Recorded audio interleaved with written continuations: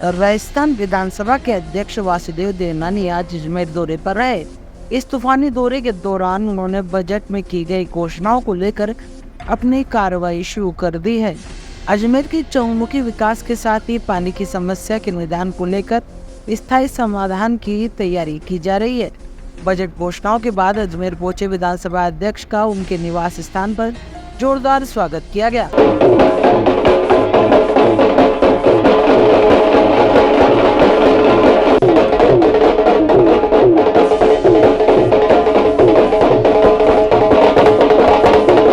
आज हम हमारे उत्तर क्षेत्र के विधायक और राजस्थान के स्पीकर, विधानसभा स्पीकर, जो कि जिस प्रकार उन्होंने अपने कार्यकाल में हमेशा विकास के कार्य को किया है, उसी प्रकार अभी भी उन्होंने 24 और 25 को लेकर जिस प्रकार से उन्होंने विकास के कार्य को गति देने के लिए बजट पास किया है, उसके लिए सभी लोग बहुत उत्साहित और खुश हैं। और सभी संगठन मिलकर और सभी युवा मोर्चा, महिला मोर्चा और सभी मोर्चे मिलकर यहाँ पर पार्टी पदाधिकारी सब यहाँ पर उनको बधाई देना है कि उन्होंने जब जीत के जो वादे करे हैं वो वादे उन्होंने हमेशा पूरे करे हैं, अपने खरे उतरे उसके ऊपर, उसी का उत्साह यहाँ पर मनाया जा रहा है और भाई साहब को सब लोग बधाई देने आए हैं। निश्चित रूप से देखिए, जो राजस्थान विधानसभा के अंदर इस बार जो बजट सदन के पटल पर लाया गया और जिस प्रकार से हमारे अजमेर के लिए इस बजट के अंदर जो सौगातें मिली, चाहे हम अजमेर उत्तर के अंदर पानी की जो एक लंबी समस्या थी उससे निदान के लिए जिस प्रकार से केकड़ी से लेकर के और यहाँ तक की स्टील की पाइपलाइन,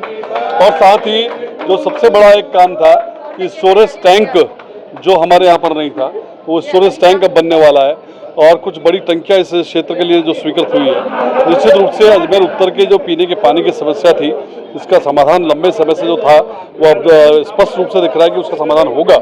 इसी प्रकार से मैं बात करूं तो अजमेर को जिस प्रकार से आयुर्वेदिक और पंचकर्म की जो यूनिवर्सिटी मिली है, निश्चित रूप से ये भी एक बहुत बड़ा जो है उपलब्धि हमारे माननीय वासुदेव जी देवनानी जो विधानसभा अध्यक्ष उनके खाते में जाती है कि वो अजमेर के अंदर लेकर के आए।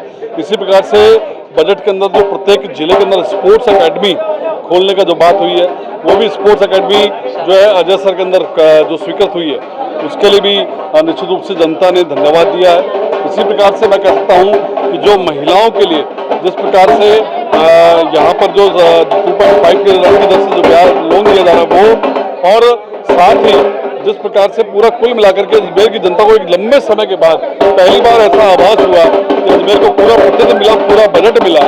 इस नाते आज हमारे जो अजमेर उत्तर के चारों मंडल हैं, उन चारों मंडलों के पृथ्वीराज मंडल का, हमारा दीनदयाल मंडल, दहरसन मंडल और बजरंग मंडल, इन सब के कार्यकर्ताओं ने मिलकर के आज माननीय वासुदेव जी देवनानी का आभार व्यक्त किया कि उनके कुशल नेतृत्व में हमारे महिला मोर्चा जो हमारी बहन भारती श्रीवास्तव है, उनके नेतृत्व में महिलाओं ने आकर के जिस प्रकार से युवाओं ने आकर के आज यहाँ पर स्वागत किया है, उनका आभार व्यक्त किया है। निश्चित रूप से ये पल ऐसा बनता था जब माननीय का आभार व्यक्त किया जाए। बजट में माननीय मुख्यमंत्री जी ने जिस प्रकार की उदारता के साथ अजमेर को नई नई सौगातें दी हैं और मेरे आग्रह पर जो यहाँ के मूलतः पानी की समस्या थी उसके समाधान के लिए उन्होंने दिल खोल करके पैसा दिया। यहाँ तक कि मोर सागर में जो घालंग पुष्कर में है, लेकिन वहाँ जो पानी बीसलपुर से आएगा, लगभग 2 साल का पानी स्टोरेज होगा, उससे भी अजमेर को बहुत बड़ी राहत मिलेगी।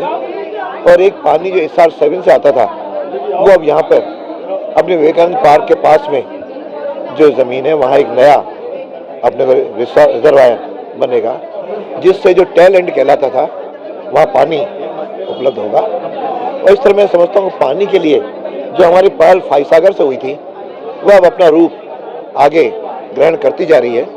वो लगता है कि अजमेर उत्तर की या अजमेर शहर की जो पानी की समस्या वर्षों से थी, मुझे लगता है कि आगामी कुछ समय में इस पानी की समस्या का समाधान हो पाएगा। अजमेर शैक्षिक नगरी कहलाता रहा है, लेकिन बीच के कालखंड में एक महिला इंजीनियरिंग कॉलेज ज़रूर हम लोग ला पाए थे, लेकिन 37 वर्षों के बाद जिस प्रकार से नया विश्वविद्यालय, वह भी हमारे भारतीयता के आधार पर योग, आयुर्वेद और प्राकृतिक चिकित्सा की जो घोषणा हुई है, उससे यहाँ का लाभ होगा, शहर का नाम भी ऊंचा होगा। और इंजीनियरिंग की दृष्टि से मैं समझता हूँ वो IRC जो बना है उससे टेक्निकल की दृष्टि से भी ये एक अच्छा बनेगा।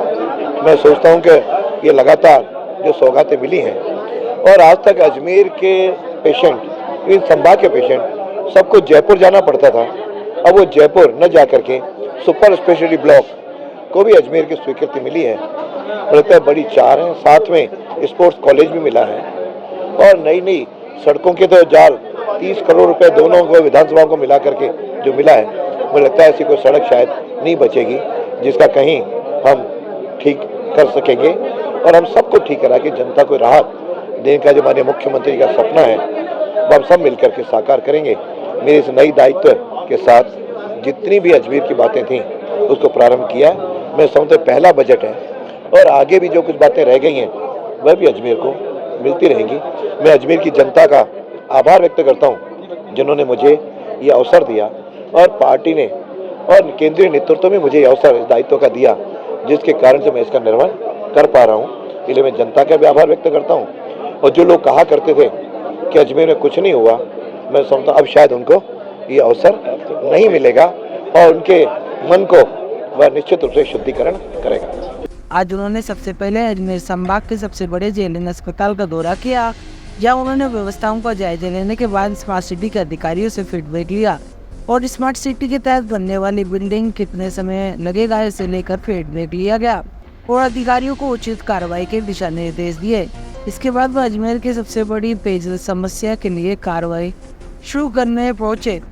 उन्होंने मीडिया से बातचीत करते हुए कहा कि मोहामी गांव के मोर सागर में बांध बनाकर पानी बीसलपुर के पानी का स्टोरेज किया जाएगा, जिससे कि अजमेर की जलापूर्ति सही की जा सके।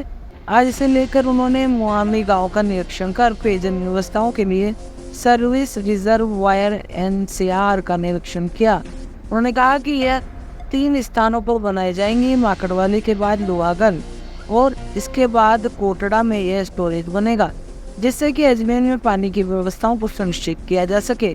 इसमें 270 करोड़ की लागत लगेगी। इसमें 1.5 साल का वक्त लगेगा, वही हमें बांध में 4 साल का समय लगेगा। उम्मीद है कि जिससे कि स्थायी समाधान हो सके।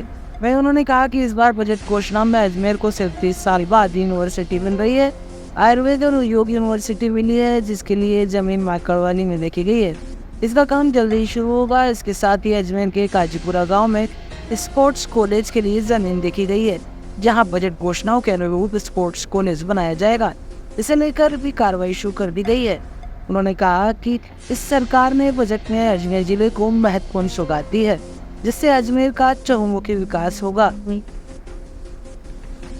राजस्थान के बजट में माननीय मुख्यमंत्री जी ने अजमेर के लिए सौगातें दी हैं, उसमें विशेष रूप से पानी को लेकर के प्रमुखता दी है। उस पानी के तहत बीसलपुर के अंदर चंबल का पानी आएगा, फिर बीसलपुर से चल करके हम यहाँ पे मोर सागर तक पानी ला रहे हैं जो मोहामी के पास है। उसके कारण से वहाँ पे लगभग 80 MLD से पानी ज़्यादा स्टोरेज होगा और उसकी और बढ़ाते हुए लगभग 1.5 साल से 2 साल तक का पानी उसमें स्टोरेज होगा, जिससे अजमेर को बहुत बड़ा लाभ होगा। साइमल्टेनियसली अजमेर शहर की जनता को अभी पानी SR7 से आ रहा है, तो उस पाइपलाइन से होता हुआ यहाँ तक आके न तो प्रेशर मिलता है न पूरा पानी मिलता है। तो उसके लिए 270 करोड़ रुपए की योजना सरकार ने अनाउंस की है। उसके तहत मेरे अजमेर उत्तर में 3 जगह, एक लोहागल, एक वैशाली नगर, एक यहाँ कोटड़ा में 3 स्टोरेज टैंक बनेंगे। लगभग 2 30 MLD के और एक 20 MLD का 80 MLD का जो स्टोरेज होगा उससे प्रेशर भी होगा और अजमेर को पानी मिलेगा। इसमें लगभग 1.5 से 2 साल लगेंगे, लेकिन इसका स्थायी समाधान अजमेर उत्तर की जनता का होगा। और वो जो मोर डैम का है जो बहुत बड़ा प्रोजेक्ट है, तो उसमें लगभग 4 साल लगेंगे, लेकिन अजमेर का स्थायी समाधान होगा। क्योंकि बीसलपुर भी जब तय किया था तो वर्षों के बाद ही इम्प्लीमेंट हो पाया, तो इससे वर्षों का लाभ होगा। और अजमेर शहर, अजमेर ज़िला, इसको पानी की जो समस्या है राहत होगी, और पानी की समस्या राहत होगी तो बड़े बड़े इंडस्ट्रीज और बाकी भी आ सकेंगे। तो इसी तरह अजमेर को जो अभी दूसरी सौगात यूनिवर्सिटी की मिली है, 37 वर्षों के बाद अजमेर को दूसरा विश्वविद्यालय बना है, और वह भी प्राचीनतम चिकित्सा, प्राकृतिक चिकित्सा, योग का शायद ये पहला विश्वविद्यालय राजस्थान में होगा। आयुर्वेद का तो एक जोधपुर में है, लेकिन तीनों का विश्वविद्यालय होगा, और उससे उसका भी स्थान दिखा है, और उसका स्थान में लगभग 80 बीघा ज़मीन हमारे एडी के पास है, जो यूनिवर्सिटी के पास शायद लगभग 45-50 बीघा की ज़रूरत होगी, तो उसमें से उसको अलॉट भी कर दिया है। एक गाजीपुरा के अंदर स्पोर्ट्स कॉलेज के लिए भी ज़मीन अलॉट कर दी है। मैं समझता हूँ कि अजमेर का एक चौमुखी विकास इस नई सरकार के कार्यकाल में जो होना शुरू हुआ है, ये बहुत जल्दी अपनी गति भी पकड़ेगा और आगे विकसित अजमेर भी बनेगा।